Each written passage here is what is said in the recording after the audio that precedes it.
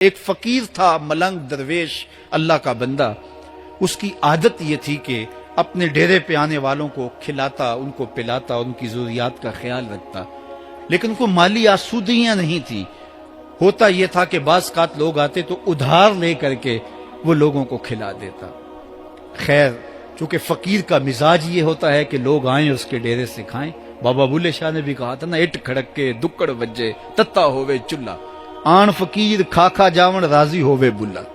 یہ فقیروں کا مزاج ہے. تو جو بھی آتا اس کے ڈیرے سے کھاتا اور وہ ادھار اٹھا اٹھا کے لوگوں کی ضروریات کو پورا کرتے رہتے. وقت آخر آ گیا، جن لوگوں نے ادھار دیا تھا وہ سارے تقاضا کرنے آ گئے. اب بابا جی کو کیا فکر لاحق ہے کہ یہ میرے مہمان اور میں ان کو کچھ پیش کرنے کی صلاحیت نہیں رکھتا. ایک بچہ تھا، وہ کچھ سامان بیچ رہا تھا، پتیسا بیچ رہا تھا یا کوئی اور چیز بیچ رہا تھا.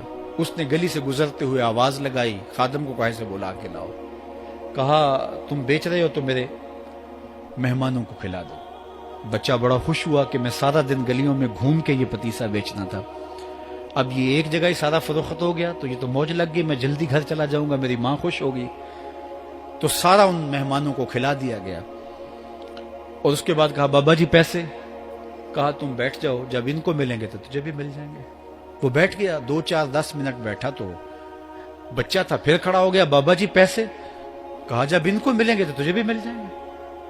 پھر آدھا گھنٹہ گزرا تو پھر اس نے کہا بابا جی پیسے؟ میری ماں میرا انتظار کر رہی ہے، ہمارے گھر کا چولہا اسی سے جلتا ہے، میں یہ پیسے لے کر جاؤں گا اور میری ماں کوئی ہنڈیا خریدے گی اور ہم شام کا گھر کا کوئی سلسلہ کریں گے.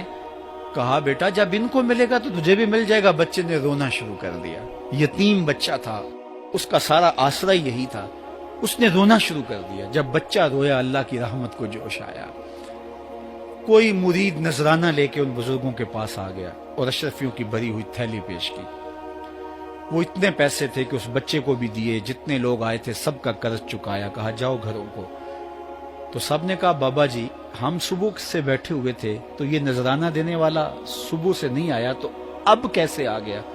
کہا صبح سے تمہارے اندر کوئی رونے والا نہیں تھا، ایک رونے والا آیا تو باقیوں کا بھی کام بن گیا. بعض اوقات کسی ایک شخص کی وجہ سے باقیوں کی خطائیں بھی معاف ہوتی ہیں.